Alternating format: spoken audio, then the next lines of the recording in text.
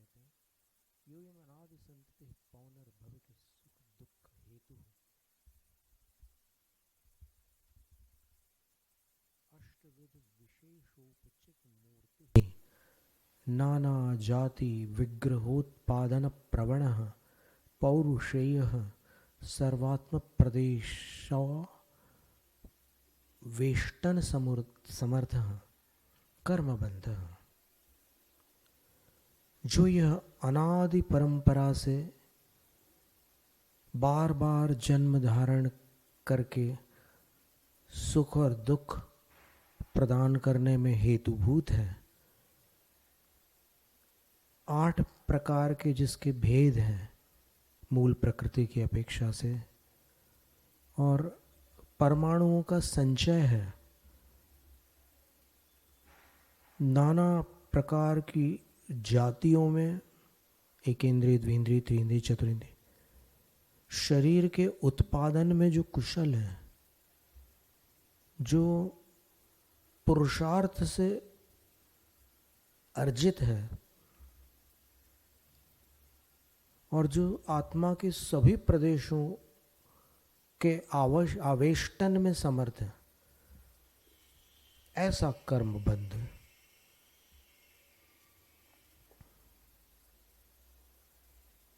स केनचिद उपायेनापि नाम कस्यचित् अनात्यंतिकः स्यादिति, वह किसी उपाय के माध्यम से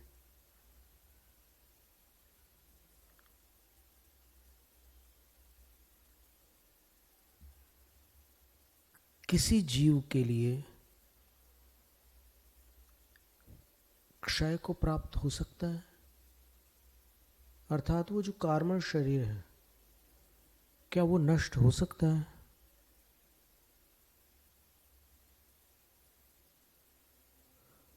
अत्रोच्यते, यहाँ कहा जाता है, भवति ही केषांचिदात्यंतिकस्तद् विनाशः, कुछ जीवों के उस कार्मण शरीर का पूर्ण विनाश हो सकता है।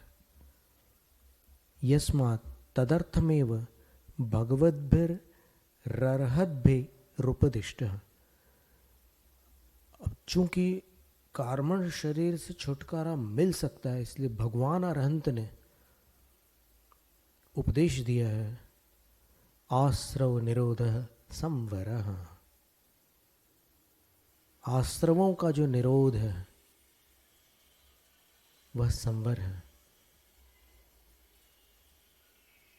आश्रव के भी 57 भेद बताए जाते हैं, संवर भी 57 प्रकार का है।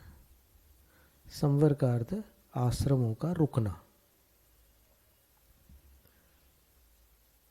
अथवा बंध पदार्थों निर्दिष्ट। बंध पदार्थ का निर्देश हो चुका है। इदानीं तदनंतरोद्देश्य भाजः संवरस्य निर्देशः प्राप्त काले इति, अब उसके पश्चात कथन करने योग्य जो संवर है उसका निर्देश प्राप्त काल है, अर्थात उसके निर्देश का काल आ चुका है। अत इदमाह आश्रव निरोध संवर, इसलिए यह कहते हैं कि आश्रव का रुकना संवर है। अत कोयम आश्रव निरोध, अब ये आश्रव निरोध क्या वस्तु है? तो कर्मागम निमित्ता प्रादुर्भूति राश्रव निरोध, कर्म के आगमन के जो निमित्त हैं उन निमित्तों की अप्रादुर्भूति, उनको उत्पन्न ही नहीं होने देना। कर्म का आगमन जिन कारणों से हो रहा है उन कारणों का अभाव कर देना संवर है।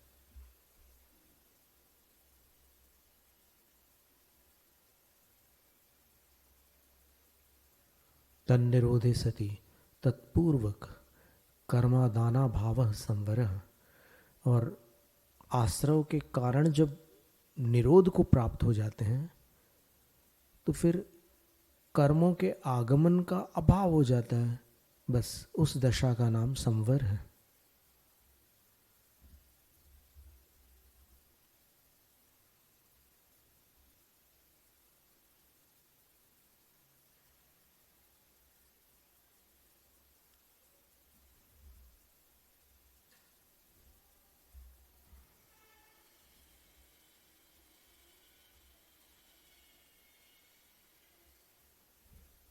अथवा योगा भावोत्र द्रष्टव्य, अथवा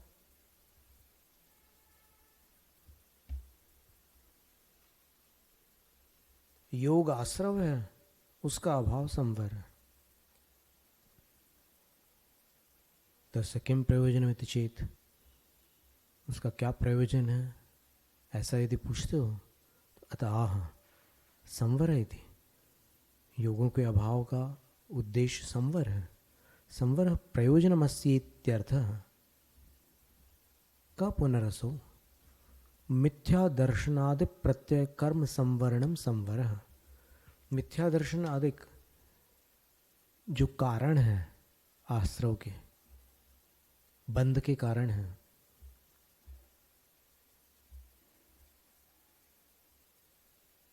मिथ्या दर्शन आदि के कारण जो कर्म आते हैं उनका संवरण करना, उनको रोक लेना संवर है।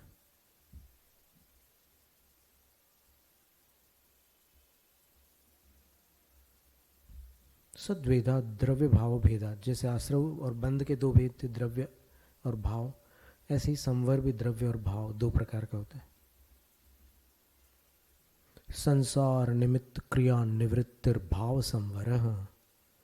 संसार में निमित्त भूत जो क्रिया होती है उससे निवृत्ति हो जाए तो भाव संवर है।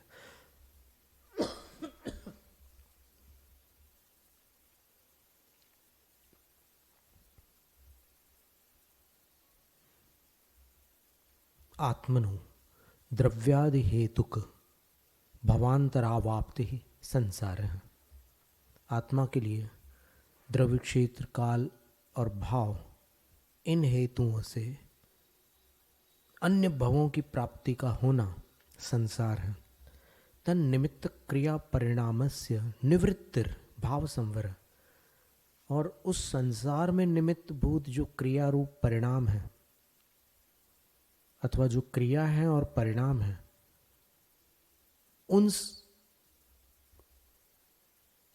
उनसे निवृत्ति हो जाए, उनसे छुटकारा मिल जाए तो वो भाव संवर। तन निरोध है, उन भावों का निरोध हो गया तो उसके उपरांत तत्पूर्वक कर्म पुद्गलादान विच्छेदो द्रव्य संवर। जिस भाव के कारण वो कर्म पुद्गलों का आदान हो रहा था उसका विच्छेद हो जाता है, उसका नाम द्रव्य संवर है। जिन भावों से वो कर्म आ रहे थे उन भावों का रुक जाना भाव संवर, और जो आ रहे थे उनका रुक जाना द्रव्य संवर, क्योंकि वो पुद्गल द्रव्य था।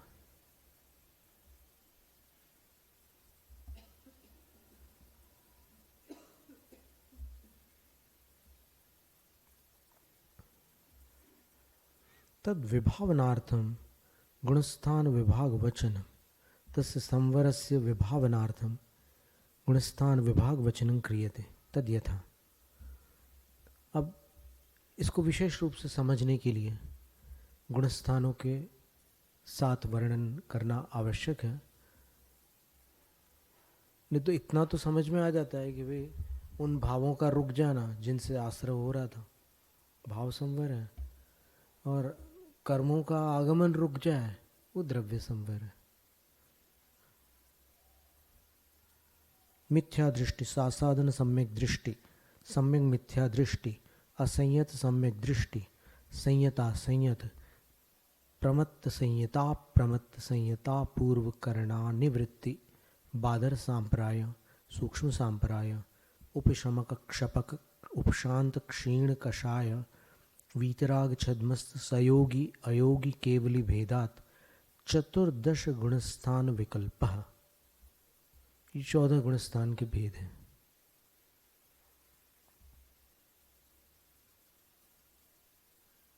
पहला गुणस्थान मिथ्या दृष्टि, दूसरा सासाधन सम्यक दृष्टि, तीसरा सम्यक मिथ्या दृष्टि, चौथा असंयत सम्यक दृष्टि, पांचवा संयता संयत, छठा प्रमत्त संयत, सातवां अप्रमत्त संयत, आठवां अपूर्व कर्ण उपशमक क्षपक। दोनों भेद हो जाएंगे उसमें। उपशमक और क्षपक, क्षपकौ। अनिवृत्ति बादर सांप्राय उपशमक क्षपकौ, सूक्ष्म सांप्राय उपशमक क्षपकौ। तो ये तीन गुणस्थान जो 8वें 9वें 10वें 2 प्रकार के हैं, उपशमक और क्षपक दोनों के। फिर उपशांत कषाय वीतराग छद्मस्थ, 11वां गुणस्थान उपशांत कषाय वीतराग छद्मस्थ। और क्षीण कषाय वीतराग छद्मस्थ, 12वां गुणस्थान क्षीण कषाय वीतराग छद्मस्थ।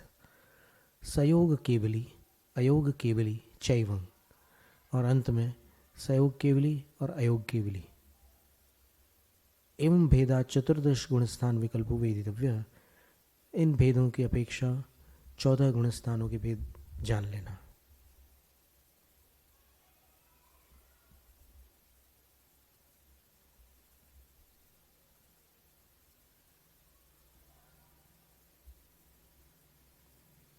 फिर विस्तार से उसकी पूरी प्रक्रिया बताइए।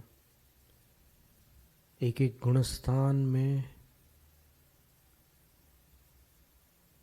क्या क्या क्या होता है उसका विस्तार किया है। ये विस्तार अपन जब ये स्वाध्याय आगे बढ़ेगा अपना तत्वार्थ का, उसमें देख लेंगे। आज एक दिन में इतना विस्तार करना काल की अपेक्षा से दुष्कर है।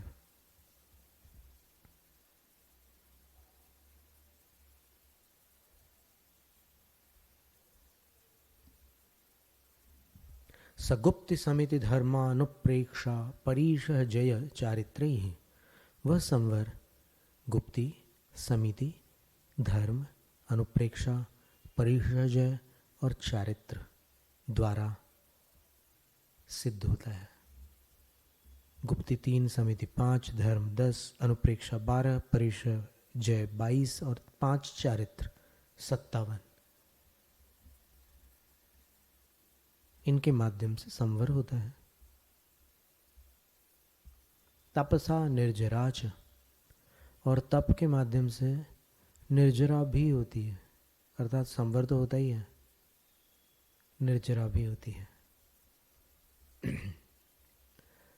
अब गुप्ति क्या है? सम्यक योग निग्रहो गुप्ति ही, सम्यक भावपूर्वक योग का निग्रह करना गुप्ति है।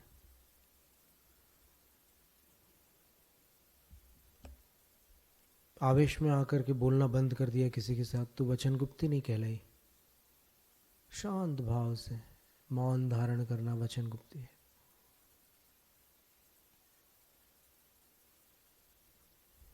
ऐसे मनोगुप्ति काय गुप्ति सब में लगाना।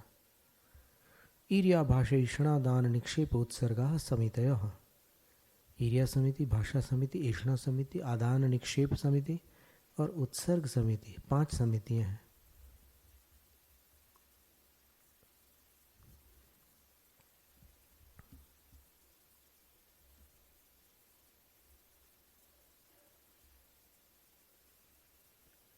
उत्तम क्षमा मार्दवार्जो शौच सत्य संयम तपस्यागा किंचन्य ब्रह्मचर्याणि धर्म है। फिर उत्तम क्षमादि जो 10 है ये धर्म की श्रेणी में है, ये भी संवर में हेतु है। जैसे समितियां संवर में सहायक है, वैसे ये समितियों को निर्दोष रखने में सहायक होने से संवर हेतु है।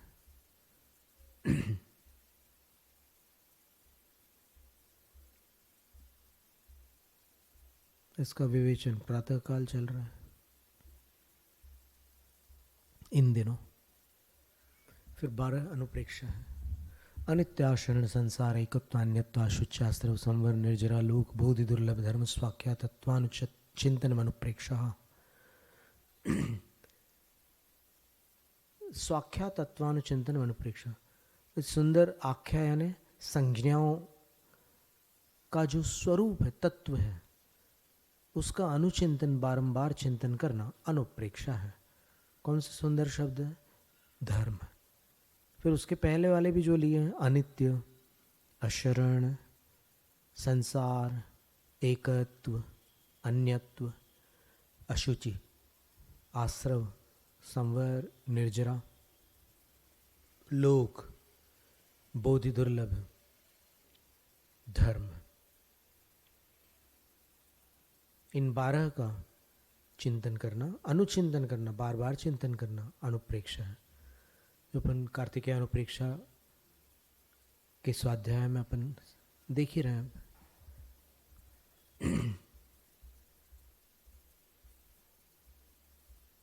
फिर एक एक अनुप्रेक्षा को समझाया गया है यहाँ पर।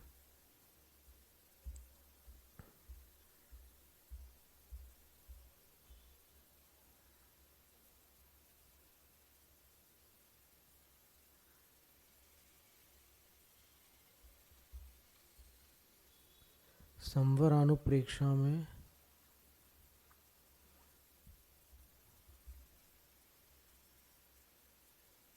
विस्तार के साथ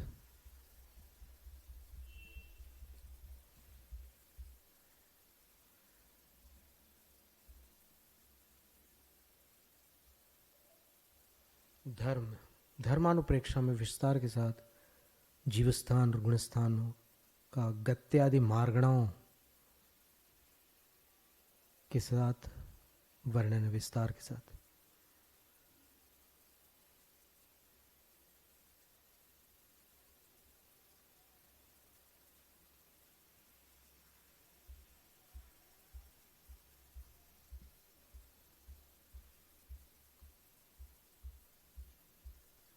बहुत कुछ आ जाता है 12 अनुप्रेक्षाओं में, तो भरपूर विषय आ जाता है।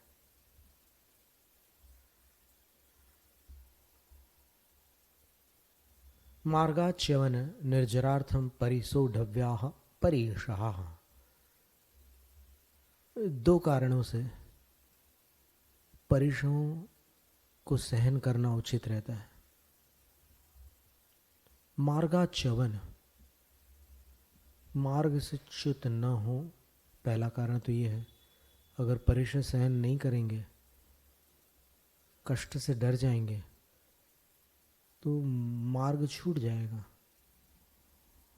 और दूसरा निर्जरार्थम, परिचय जो यद्यपि संवर का हेतु है, लेकिन निर्जरा में भी साधक है।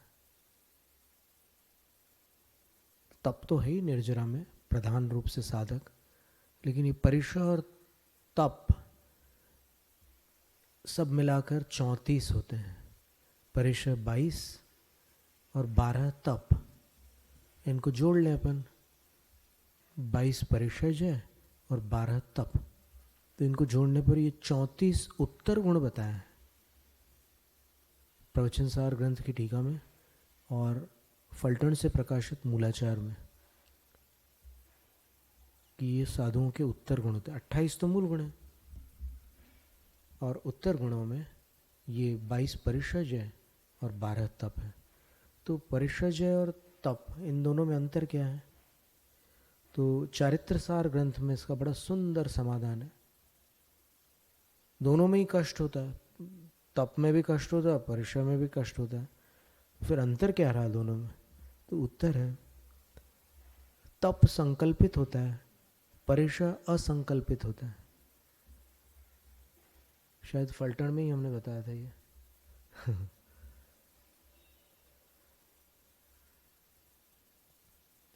परिचय संकल्प करके नहीं बुलाए जाते, तप संकल्प पूर्वक किए जाते हैं, परिचय अपने आप आते हैं। वो कौन से परिचय होते हैं? परिचय का अर्थ होता है चारों ओर से जिसको सहा जाता है, जिसको सहन करना पड़ता है। अलग अलग प्रकार के कष्ट हैं, उनमें कुछ ऐसे भी हैं जो पुण्य के उदय से होते हैं, जैसे सत्कार पुरस्कार। बिना पुण्य के सत्कार पुरस्कार थोड़ी प्राप्त होता है किसी को। अब देखते हैं, क्षुत पिपासा शीतोष्ण दंश मशक नाग्न्या रति स्त्रीचर्या निषद्या शय्या क्रोश वध याचना लाभ रोग तृण स्पर्श मल सत्कार पुरस्कार प्रज्ञा ज्ञाना दर्शनानि। भूख प्यास, सर्दी गर्मी, डांस मच्छर, नग्नत्व, अरति। अरति यानी कोई ऐसा स्थान है जहाँ बिल्कुल उजड़ा हुआ सा है, कुछ मन नहीं लगता, कहीं रुकने की इच्छा ही नहीं होती, तो वो अरति नाम का परिचय होता है। फिर स्त्री परिषद, स्त्रियां आकर परेशान करती कभी किसी साधु को। फिर चर्या परिषद,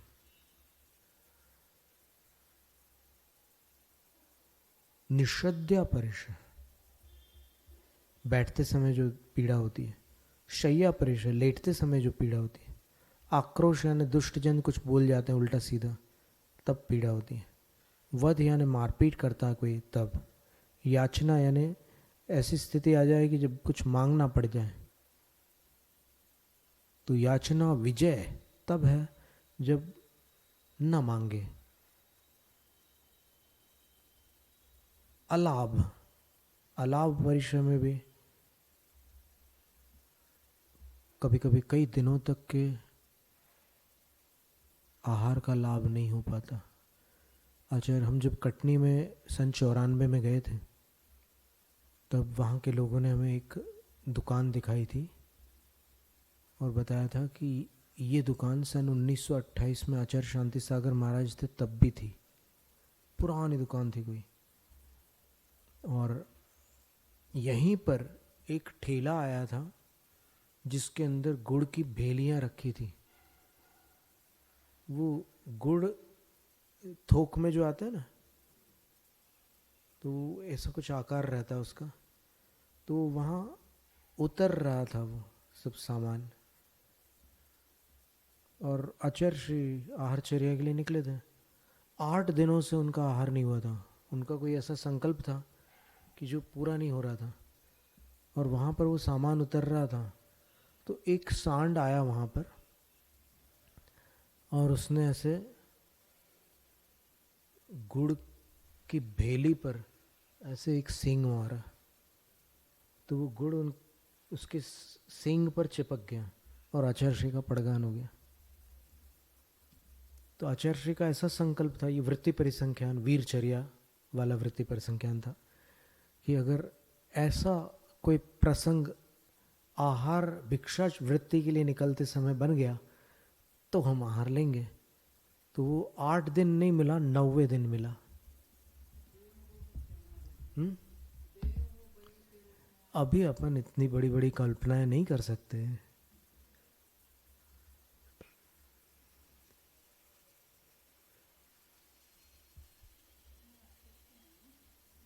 देखो, अशक्य तो नहीं है, लेकिन वहां पर तो सबने उनको, वो परिचित जो सांड घूमता था उस मार्केट प्लेस में, लोगों की नज़रों में तो वही था। तो अपन उस बारे में ज़्यादा वो नहीं सोचते।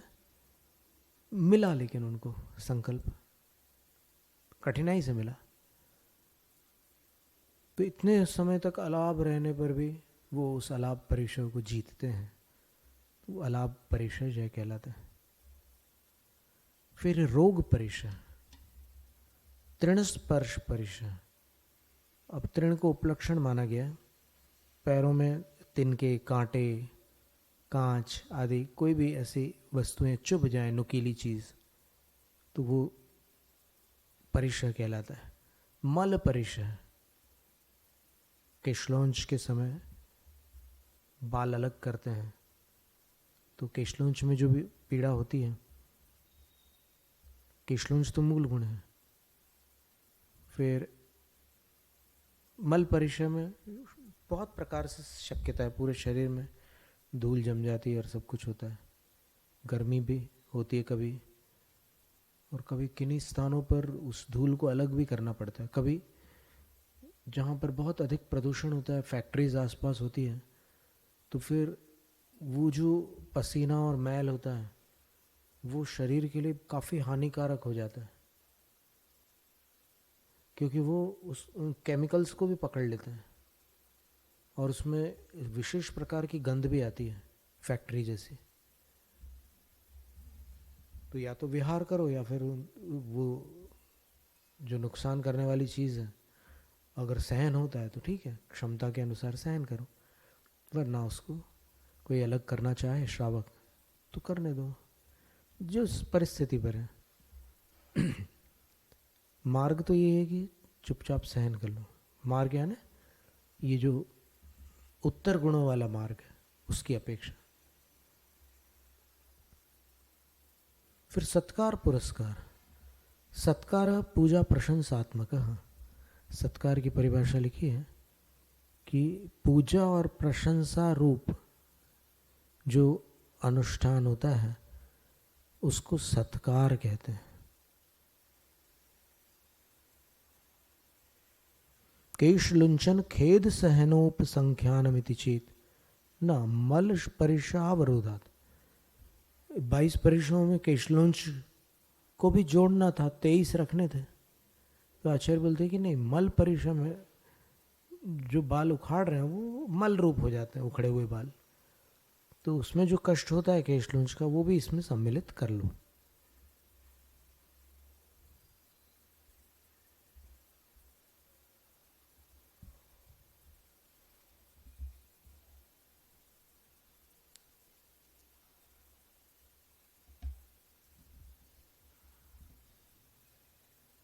सत्कार पूजा प्रशंसात्मक।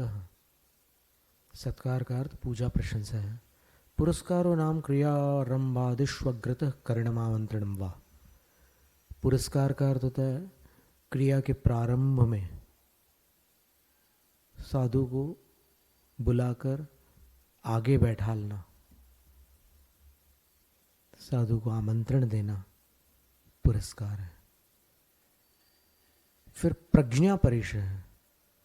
जब ज्ञान अधिक हो जाता है तो फिर कई बार वो ज्ञान आकुलता उत्पन्न करता है।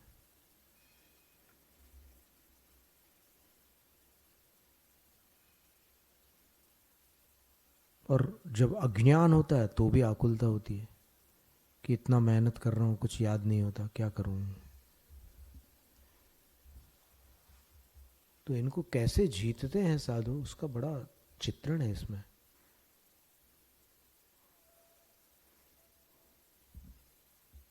अपने ही विचारों से वो जीत लेते हैं इन सब कष्टों को।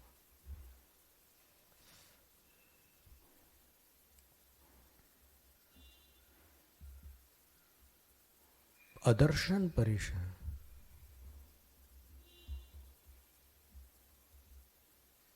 कभी श्रद्धा डगमगा जाए और ऐसा लगने लगे कि इतना समय हो गया तपस्या करते हुए। शास्त्रों में तो लिखा है कि कठिन तपस्या करने वालों के जीवन में कई चमत्कार होते हैं, अतिशय होते हैं। मेरे साथ कुछ भी नहीं हो रहा है, सब बेकार की बातें हैं, धोखा है, कोई लाभ नहीं है। ऐसे भाव अगर आ जाए मन में तो फिर वो अदर्शन परिचय है।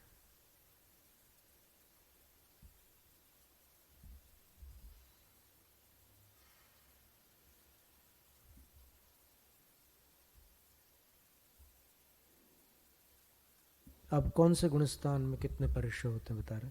सूक्ष्म सांप्राय छद्मस्त वीतरागयो चतुर्दश। सूक्ष्म सांप्राय छद्मस्त वीतराग, सूक्ष्म सांप्राय 10वां गुणस्थान है और छद्मस्त वीतराग जो है 11वां और 12वां गुणस्थान है।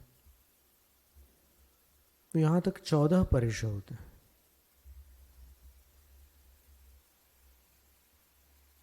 मतलब 10वें में और 11वें 12वें में, 10वें 11वें 12वें गुणस्थान में 14 परिचय होते हैं, शेष नहीं होते।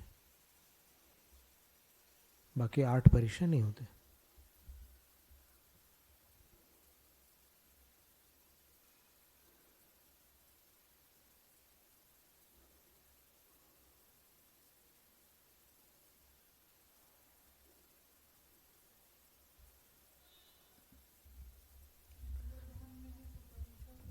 हो सकते हैं परिचय, तो वो कर्म के उदय की अपेक्षा से, कर्म अपना फल दे रहे हैं, बाहर जो भी है चल रहा है सब।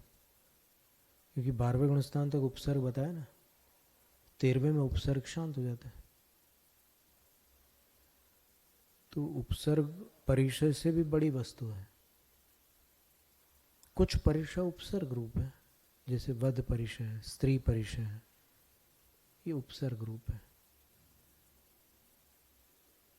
वध परिचय में मारपीट करता है कोई, स्त्री परिचय में स्त्रियां कुछ रागपूर्ण चेष्टाएं करके उनको विचलित करती हैं।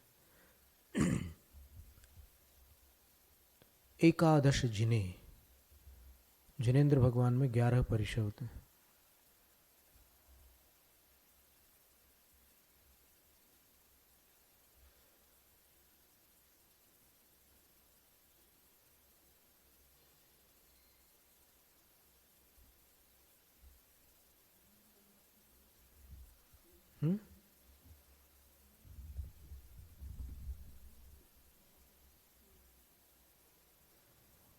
उपचारात, जिनेन्द्र भगवान में उपचार से होते हैं, कोई काम नहीं कर सकते वो।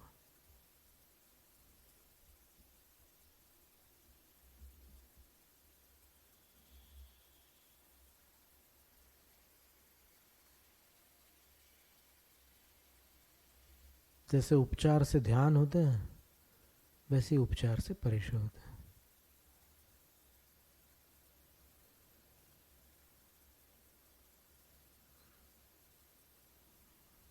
वेदनीय कर्मोदय द्रव्य परिशः सद्भावात एकादश जिने संति इति उपचारो उक्तः। वेदनी के उदय से असाता वेदनी का उदय हो सकता है ना जिनेन्द्र भगवान में। द्रव्य परिशः उपचार से कहे गए। बादर सांप्राय सर्वे, बादर सांप्राय जो है 10 गुण स्थान तक के हैं, वहां पर सारे 22 परिचय हो सकते हैं। ज्ञानावरणे प्रज्ञा ज्ञाने, ज्ञानावरण के उदय में प्रज्ञा परिचय और अज्ञान परिचय, 2 परिचय हो सकते हैं।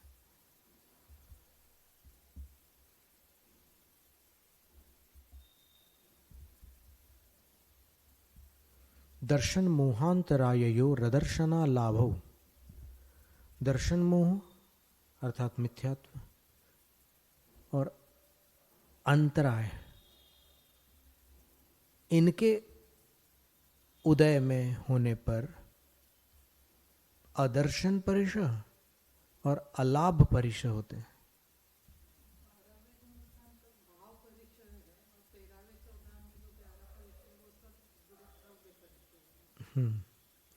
12वें तक के द्रव्य और भाव दोनों हैं। तो मिथ्यात्व के उदय से अदर्शन परिचय होगा और मोह, दर्शन मोह के बाद अंतराय, अंतराय के उदय में अलाभ परिचय होगा। फिर चारित्र मोह यानी कषायों के उदय में कौन से परिचय होते हैं, कषाय और 9 कषायों में, तो बोलते हैं कि चारित्र मोहे नाज्ञा रति स्त्री निषिद्या क्रोश याचना सत्कार पुरस्कारा। चारित्र मोह के होने पर नग्नत्व परिचय, रति परिचय, स्त्री परिचय, निषद्या परिचय। अब निषद्या में बैठने से दर्द हो रहा है, लेकिन हिलेंगे तब जब इच्छा होगी कि अब हिलना ही पड़ेगा, तो हिल जाते हैं। तो वो जो इच्छा है वो चारित्र मोह है। इसलिए निषद्या परिचय को वेदनीय में न लेकर के चारित्र मोह में लिया गया। फिर आक्रोश परिचय, कोई उल्टा सीधा बोलता है तो पीड़ा होती है, वो अपने अंदर चारित्र मोह की वजह से होती है। याचना परिचय, मांगने की जो कामना होती है वो कषाय से होती है। सत्कार पुरस्कार, सत्कार पुरस्कार में भी जो अंदर एक तृप्ति जैसी होती है, संतुष्टि जैसी होती है, वो भी कषाय जनित है। वेदनीय शेषाः, और बाकी जो बच गए वो वेदनीय के होने पर होते हैं। जो 11 परिचय है ना, वेदनीय जनित है। क्षुत, पिपासा, भूख प्यास, शीतोष्ण ठंडी गर्मी, डांस मच्छर, चर्या शय्या, वध रोग, तृणस्पर्श, मल, ये परिचय वेदनीय के उदय में होते हैं। चर्या का विस्तार देख लेते हैं।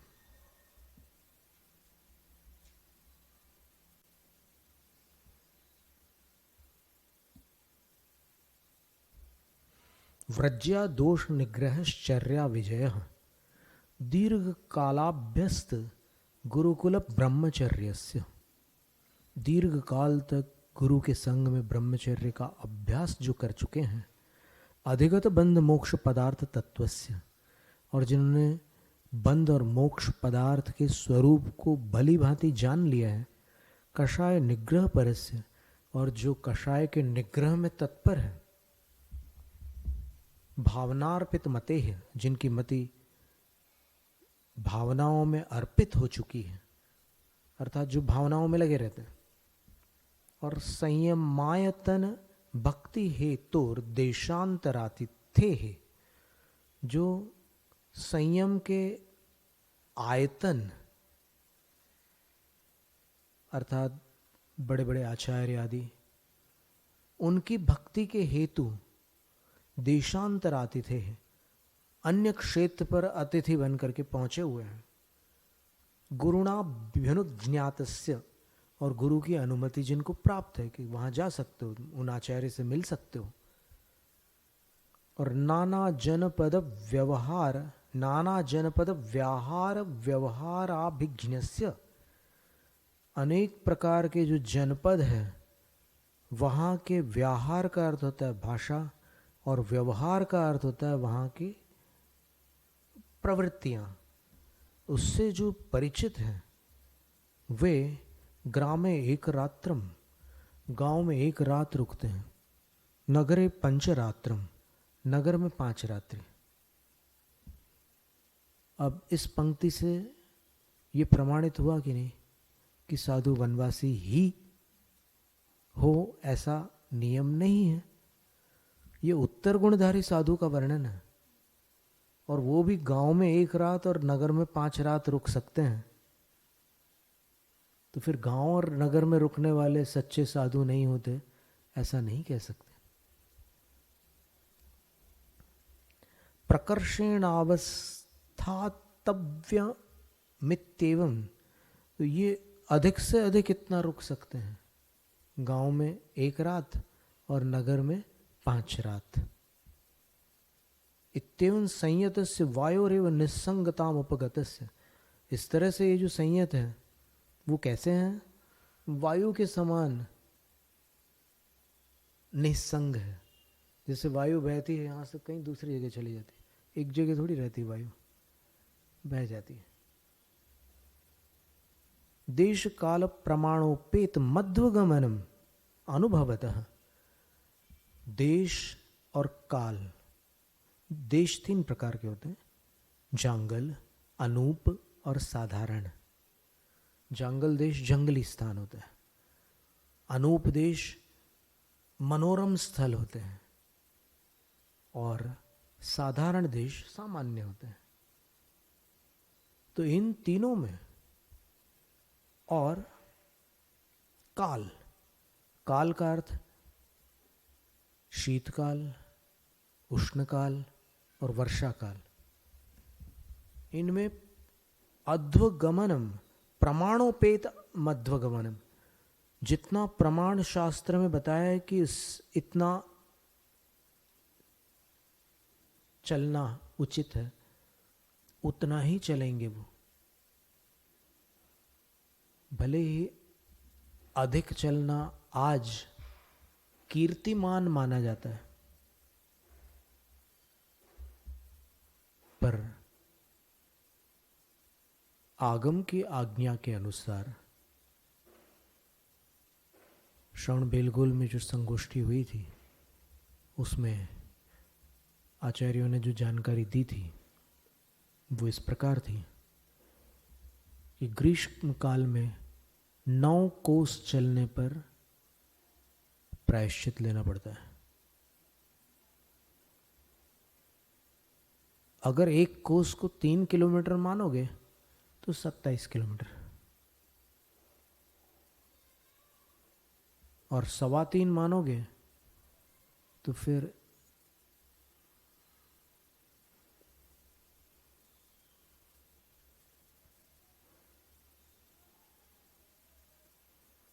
सवा 29 किलोमीटर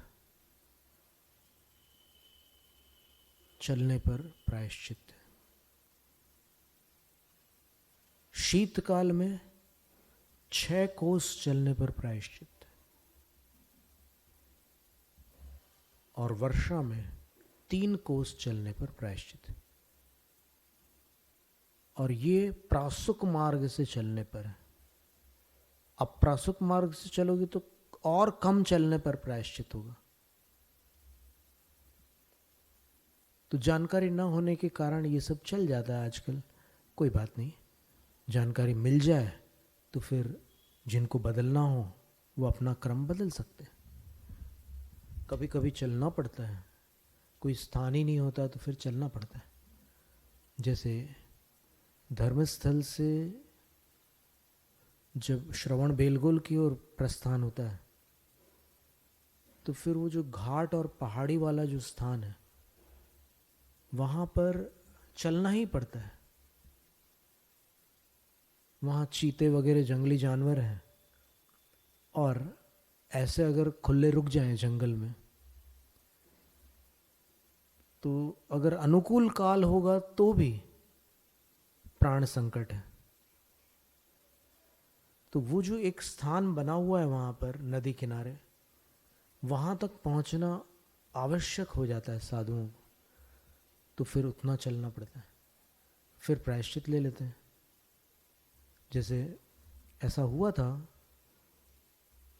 कि इतना विहार करने पर 2 दिन हमारे जो सीमा थी उसका उल्लंघन हुआ। तो धर्मस्थल पहुंचने पर श्रवण बेलगोल से धर्मस्थल जब गए थे तब तो आचार्य वर्धमान सागर महाराज जी से प्रायश्चित लिया था। तो ये गमन की सीमा बताई है, उसका उल्लंघन करने से संयम को क्षति पहुंचती। अधिक चलने से शरीर में अतिरिक्त श्रम होता है, और अतिरिक्त श्रम वाला शरीर षट आवश्यकों में शिथिल पड़ जाता है।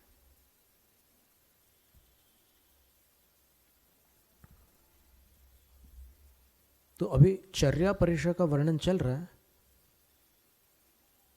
तो क्लेश क्षमस्य, आगम की मर्यादा में चलते हुए उस क्लेश को सहने की क्षमता रखते हैं, और वो भीमाटवी प्रदेशेषु निर्भयत्वात् सिंहस्येव सहाय कृत्य मनपेक्ष मानस्य, भयंकर जंगलों के स्थानों पर निर्भय होने के कारण सिंह के समान सहायकों की अपेक्षा न रखने वाले जो साधु हैं उनका परुष शर्करा कंटकादि व्यधन जात पाद खेदस्यापि, कठोर कंकड़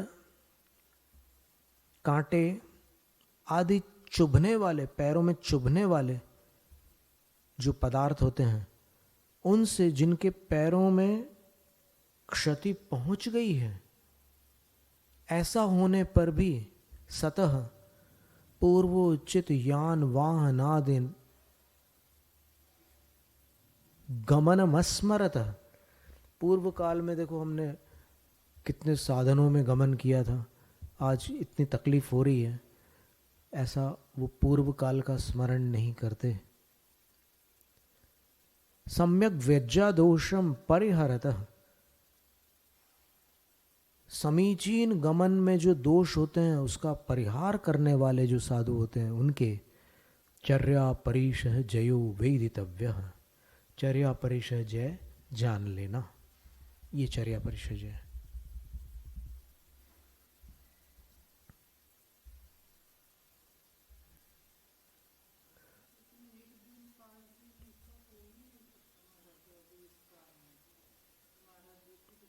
गांव में एक दिन एक रात रुक जाए, नगरों में 5 रात रुक जाए, ऐसा इस काल में थोड़ा कठिन है, पर ऐसा असंभव नहीं है। हाँ, पर अभी स्थिति थोड़ी सी और विकट होती जा रही है, बिहार में थोड़ी समस्या आ जाती है।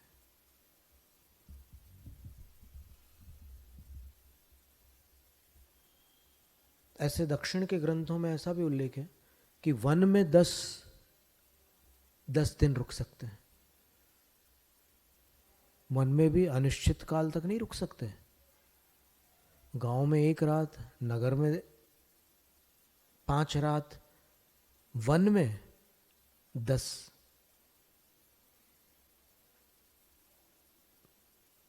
और क्षेत्र में अनियत काल बताया। बस क्षेत्र में ऐसा है कि वहां के निवासी नहीं बनना है।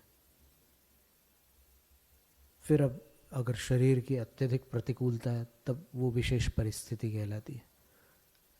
सामान्य मार्ग तो ये है।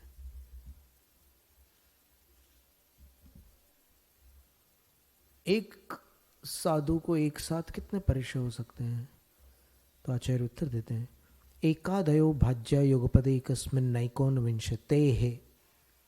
पंचमी का प्रयोग है। एक को आदि लेकर कम से कम एक परिचय हो सकता है, और उसको आदि लेकर 2, 3, 4, 5, 6, 7, 8, 9, 19 तक के हो सकते हैं। कुछ परिचय ऐसे हैं जो एक साथ नहीं हो सकते।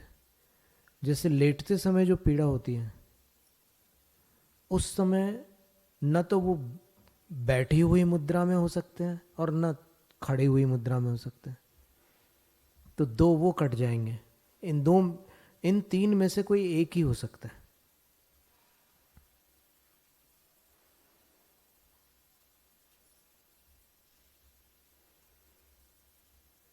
और शीत और उष्ण में से कोई एक हो सकता है। गर्मी के दिनों में ठंडी नहीं लगेगी, ठंडी के दिनों में गर्मी नहीं लगेगी।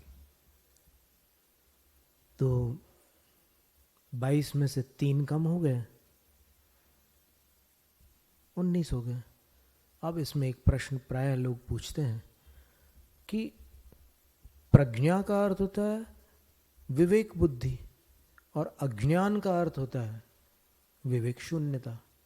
ये दोनों परिचय एक साथ कैसे हो सकते हैं? तो उसका उत्तर दिया कि कोई मुनिराज है, उनको अवधि ज्ञान है, लेकिन श्रुत ज्ञान में दुर्बल है, तो उनको अज्ञान परिचय हो सकता है। और कोई मुनिराज है जो श्रुत केवली है, लेकिन अवधि मना परे ज्ञान नहीं है उनके पास, तो श्रुत केवली है इसलिए प्रज्ञा है, और अवधि मना परे ज्ञान नहीं है इसलिए अज्ञान है। ऐसी स्थितियां बन सकती हैं। फिर संवर का अंतिम साधन जो चारित्र है उसका कथन करते हैं, सामायिक छेदोपस्थापना परिहार विशुद्धि सूक्ष्म सांप्राय यथाख्यात मिति चारित्रम। इस तरह 5 चारित्र हैं। सामायिक चारित्र, सर्वसावध विरतोस्मि, सब पापों का मैं त्याग करता हूं, ये सामायिक चारित्र। फिर छेदोपस्थापना, मैं हिंसा का त्याग करता हूँ, झूठ का त्याग करता हूँ, चोरी का त्याग करता हूँ, कुशील का त्याग करता हूँ, परिग्रह का त्याग, ऐसे भेद प्रभेद बनाकर 28 मूल गुण धारण करना छेदोपस्थापना है। और मात्र समता प्राप्त कर लेना, सब पाप छोड़ करके, वो सामायिक चरित्र है।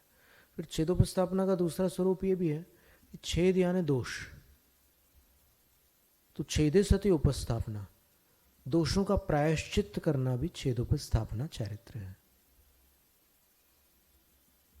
फिर परिहार विशुद्धि चारित्र वो है कि जिसमें 30 वर्ष तक संसार के सारे ठाठ भोग लिए, फिर तीर्थंकर के सानिध्य में 3 से 9 वर्ष तक रहे, उनके समूसरण में एकदम परमानेंट साथ ही चल रहे हैं उनके, और गणधरों से वहाँ दीक्षा लेकर के गणधरों से प्रत्याख्यान पूर्व तक का अध्ययन कर लिया, तो उनके कोई ऐसी शक्ति प्रकट हो जाती है उनके अंदर, उनका शरीर ऐसा बन जाता है कि किसी जीव को उनके शरीर से पीड़ा हो ही नहीं सकती। इसलिए फिर उनके लिए भगवान कहते हैं कि अब आप चौमासा नहीं करोगे, आपको रोज 2 कोस चलना होगा। परिहार विशुद्धि संयम है, रोज 2 कोस चलते हैं। बरसातों में भी अभी विदेश क्षेत्र में चल रहे हैं परिहार विशुद्धि वाले, कोई किसी भी प्रकार से जीवों की बाधा नहीं हुई। परिहार विशुद्धि संयम। पर ये अगर संयम जिनको हो गया है तो उनको आहार रिद्धि और विपुलमति मनः परे ज्ञान नहीं हो सकते, और प्रथमोपशम सम्यक्त्व में भी नहीं हो सकता। ये मतलब ये 4 में से एक ही होता है। जिनके पास प्रथमोपशम है उनके पास विपुलमति ज्ञान नहीं होगा, उनके पास आहार रिद्धि नहीं होगी, और उनके पास परिहार विशुद्धि नहीं होगी। और इनमें से कोई भी एक होगा तो बाकी तीन नहीं होंगे, सीधा सा गणित है।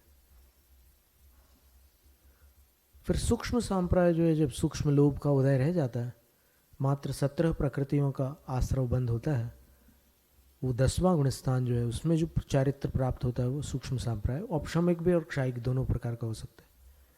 फिर यथाख्यात चारित्र 11, 12, 13, 14 इन 4 गुणस्थानों में जो चारित्र होता है वो यथाख्यात होता है।